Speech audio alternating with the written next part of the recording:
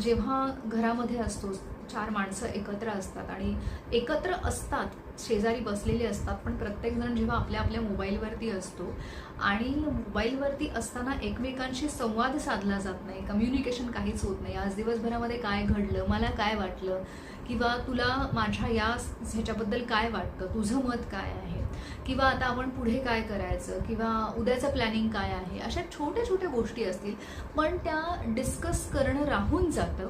कारण प्रत्येकजण आपल्या मोबाईलवरती आपल्या आपल्या कारणासाठी व्यस्त असतो. तुम्ही बाहेर जेव्हा जाता, फिरायला जाता, फॅमिली ट्रिपला जाता, किंवा कुठेही बाहेर आपण जातो, रिलॅक्स होण्यासाठी जातो फॅमिलीबरोबर, तिथे सुद्धा आपण पार्कमध्ये बसलेलो आहोत, गार्डनमध्ये बसलेलो आहोत आणि शेजारी बसलेलो आहोत आणि आपल्या आपल्या मोबाईलवरती आहोत. आपल्यामध्ये काहीच कम्युनिकेशन नाही आहे, काहीच बोलणं नाही आहे.